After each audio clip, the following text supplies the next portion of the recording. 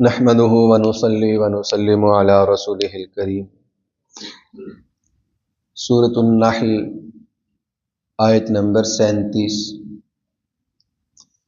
اعوذ باللہ من الشیطان الرجیم، بسم اللہ الرحمن الرحیم۔ ان تحرص علی ھداھم، اگر آپ ان کی ہدایت کے بہت زیادہ متمنی ہیں، فإن اللہ لا یہدی من یضل، تو یقیناً اللہ تعالیٰ اس شخص کو ہدایت نہیں دیتا جسے وہ گمراہ کر دے۔ وما لہم من ناصرین، اور ان کے لیے کوئی بھی مددگار نہیں ہوگا۔ وَأَقْسَمُوا بِاللَّهِ جَهْدَ أَيْمَانِهِمْ، اور ان لوگوں نے بہت تاکید کے ساتھ قسمیں کھائی تھیں، لا یبعث اللہ من یموت، کہ جو شخص مر جائے گا اللہ تعالیٰ لا یبعث اسے زندہ نہیں کرے گا۔ بلا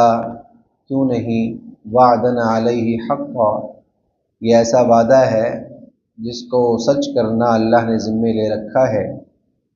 ولیکن اکثر الناس لا یعلمون، لیکن لوگوں میں سے اکثر نہیں جانتے۔ لیبین لہم الذی یختلفون فیہ، تاکہ وہ ان لوگوں کے سامنے واضح کر دے اس بات کو جس میں وہ اختلاف کر رہے تھے۔ ولیعلم الذین کفروا، اور تاکہ کافر لوگ جان لیں، انہم کانوا کاذبین، کہ وہ جھوٹے تھے۔ انما قولنا لشیء اذا اردناہ،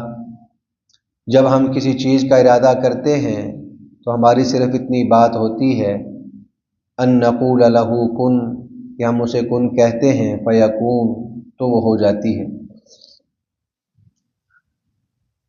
اللہ رب العالمین نے گزشتہ آیات میں ان لوگوں کا تذکرہ کیا کہ جنہوں نے اپنی نافرمانی کو، اپنے شرک کو غلط رنگ دیتے ہوئے یہ کہا کہ اگر اللہ تعالیٰ ہم سے راضی نہ ہوتا تو ہمیں روک دیتا۔ اللہ رب العالمین کا نہ روکنا اس بات کی دلیل ہے کہ اللہ تعالیٰ ہم سے راضی ہے۔ اس پر اللہ رب العالمین نے ارشاد فرمایا کہ ہم نے تو ہر امت میں رسول بھیجے ہیں جن کا کام لوگوں کو سمجھانا تھا، ہدایت کی بات بتانا تھا۔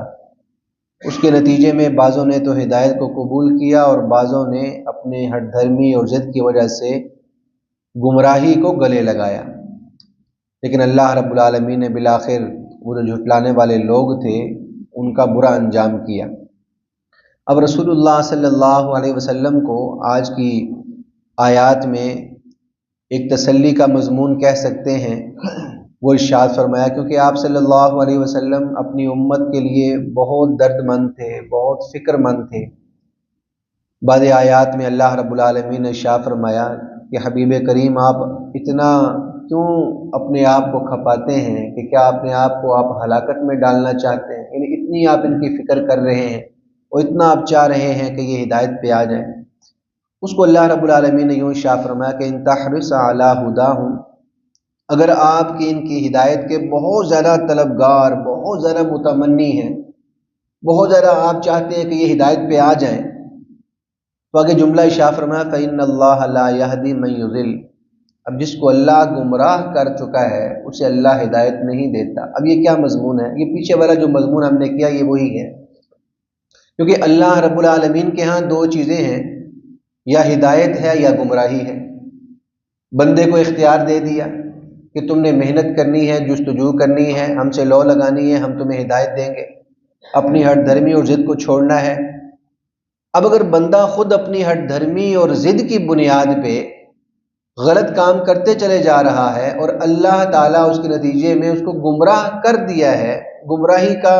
معاملہ اس کے ساتھ برپا کر دیا ہے، تو اب دو ہی چیزیں تھیں، یا ہدایت یا گمراہی۔ تو جب گمراہی اس کو دے دی گئی تو اب ہدایت کیسے مل سکتی ہے؟ یہ وہ مضمون ہے، فإن اللہ لا یہدی من یضل۔ اللہ سے بندے نے دو چیزوں میں سے ایک چیز لینی تھی، یا ہدایت یا گمراہی۔ اس نے مرضی سے گمراہی کو لے لیا، تو اب اگر ہدایت بھی اسے ملے تو مطلب دو متضاد چیزوں کو جمع کرنا ہے، تو دو متضاد چیزیں جمع نہیں ہو سکتی۔ اس نے اپنی رضا سے، اپنی خوشی سے، اپنی ہٹدرمی اور ضد سے گمراہی کا انتخاب کر رکھا ہے، اللہ نے اس کے نتیجے میں گمراہ اس کو کر دیا ہے، تو فإن اللہ لا یہدی من یضل، اب ایسے شخص کو اللہ تعالیٰ ہدایت زور زبردستی کی نہیں دے گا، اسے زور زبردستی کی ہدایت عطا فرما دے۔ وما لهم من ناصرین، اور قیامت کے دن بھی ان کا کوئی مددگار نہیں ہوگا، اور دنیا میں بھی ان کا کوئی مددگار اس معاملے میں نہیں ہوگا کہ وہ زور زبردستی ان کو ہدایت دے سکے۔ یہی مضمون اللہ رب العالمین نے ایک مقام پہ یوں ارشاد فرمایا، انک لا تہدی من احببت، حبیب کریم جسے آپ محبوب رکھیں اور آپ چاہیں آپ ہدایت دے دیں، آپ ایسا نہیں کر سکتے، کیونکہ اللہ رب العالمین کے ہاں ہدایت ہے، وہ ہدایت کے فیصلے کرتا ہے۔ یہ بارہا مضمون آ چکا ہے، لیکن چونکہ یہ معاملہ ایسا ہے کہ انسان کے دل و دماغ میں بہت سے وساوس و شکوک پیدا ہوتے ہیں، تو میں بات عرض کر دوں، یہ جو مضمون ہے نا پہلے پارے کے شروع آیات میں، الذین یؤمنون بالغیب، ایمان والے وہ ہیں جو غیب پر ایمان لاتے ہیں، بن دیکھی چیزوں پر ایمان لاتے ہیں، یہ قیامت تک باقی رہنے والی چیز ہے۔ قیامت تک بہت سی چیزیں ایسی ہیں جن پر بن دیکھے ہم نے ایمان لانا ہے، ان میں سے ایک چیز یہ ہے تقدیر کا معاملہ۔ اگر ہم اس کا انتہا کرنا چاہیں گے، اس کو نتیجے تک پہنچانا چاہیں گے تو گمراہ ہونے کا خطرہ ہے، کیونکہ یہ ایسا مضمون ہے کہ اس کو بالکل عقل کے قریب نہیں کیا جا سکتا، بالکل ٹو دا پوائنٹ اس کو سمجھا نہیں جا سکتا۔ ہاں اس پر ایمان لانا ہے، اس پر اللہ رب العالمین کے حبیب صلی اللہ علیہ وسلم جو طریقہ ارشاد فرمایا کہ اللہ کی تقدیر پر، اس کے ہدایت اور گمراہی کے فیصلوں پر بندے کا یقین اور اطمینان ہو کہ ہاں یہ ایسا ہی حق ہے، اگر اس کے نتیجے میں وہ ایمان لے آئے گا تو وہ ایمان معتبر ہے اور وہ کامیاب ہو جائے گا، اور اگر وہ یہ سمجھے کہ نہیں میں عقل کا سہارا لے کر اس کو بالکل آخر پہ لے جا کے پھر ایمان لاؤں گا،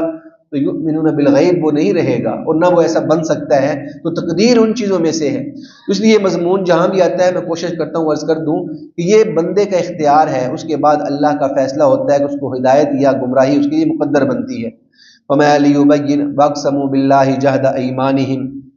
اب یہ جن کو ہدایت ملی اور جن کو ہدایت نہیں ملی، فرمایا یہ جو لوگ گمراہ تھے، کافر تھے، مشرک تھے، یہ دنیا میں رہتے ہوئے انہوں نے قسمیں کھائی ہیں کہ لا یبعث اللہ من یموت، جب ان سے قیامت کی بات کی جاتی کہ اللہ تعالیٰ پھر سے زندہ کرے گا تو وہ قسمیں اٹھا کے کہا کرتے تھے لا یبعث اللہ من یموت، جو مر جائے گا اللہ اس کو دوبارہ زندہ نہیں کرے گا۔ اللہ رب العالمین نے شاہ فرمایا بلا، کیوں نہیں ہوگا ایسا، وعدن علیہ حقا، یہ ایک ایسا وعدہ ہے جس کو سچ کرنا اللہ نے ذمہ لے رکھا ہے، ایسا ہو کر رہے گا، قیامت برپا ہو کر رہے گی، ولیکن اکثر الناس لا یعلمون، لیکن لوگوں میں سے اکثر نہیں جانتے۔ اب آگے اس قیامت کے ایک مقصد، ایک حکمت بیان کی جا رہی ہے، لیبین لہم الذی یختلفون فی، دنیا میں رہتے ہوئے حق و باطل میں آپس میں ہمیشہ جھگڑا رہا، باطل جو ہے وہ غالب آنے کی کوشش کرتا ہے، حق جو ہے اس نے غالب رہنا ہے، تو حق و باطل کے اندر جو اختلاف چل رہا ہے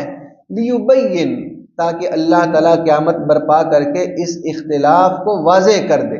اس کا فیصلہ بپا کر دے کہ ہاں یہ حق پہ تھے اور یہ گمراہ لوگ تھے، لیبین لہم الذی یختلفون فی، تاکہ وہ ان لوگوں کے درمیان وضاحت کر دے، فیصلے کر دے جو لوگ اس معاملے میں اختلاف کر رہے تھے، قیامت ہوگی نہیں ہوگی، اس کا وجود ہے نہیں ہے، تو وہ قیامت برپا کر کے اللہ تعالیٰ فیصلہ کر دے گا۔ وَلِيَعْلَمَ الَّذِينَ كَفَرُوا أَنَّهُمْ كَانُوا كَاذِبِينَ، اور یہ قیامت اس لیے بھی ہوگی، اس کی ایک حکمت یہ بھی ہے تاکہ کافروں کو پتہ چل جائے کہ وہ دنیا میں جو کچھ رہ کے کرتے رہے وہ غلط تھا، وہ جھوٹ پر مبنی تھا، ان کے دعوے، ان کی باتیں وہ سب جھوٹی تھی۔ حقیقت میں صورتحال یہ تھی کہ حق وہ تھا جو رسول اللہ صلی اللہ علیہ وسلم نے ارشاد فرمایا، جس میں قیامت کا تذکرہ ہے، جس میں تقدیر پر ایمان ہے، جس میں جنت و جہنم پر ایمان ہے، جس میں فرشتوں پر ایمان ہے، یہ برحق بات تھی۔ اللہ تعالیٰ قیامت برپا کر کے اس کا فیصلہ کرے گا اور ان لوگوں کو بتائے گا کہ وہ جھوٹے تھے اور وہ غلط بیانی سے کام کر رہے تھے۔ انما، اور رہا یہ معاملہ کہ قیامت کیسے برپا ہوگی،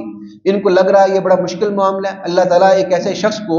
جس کو ہم آنکھوں سے دیکھ رہے ہیں قبر میں دفن کر دیا، یا اس کو بھیڑ چیتا کھا گیا، یا وہ سمندر میں غرق ہو گیا، اس کے ذرات تک ختم ہو گئے، کیسے پھر سے زندہ کرے گا؟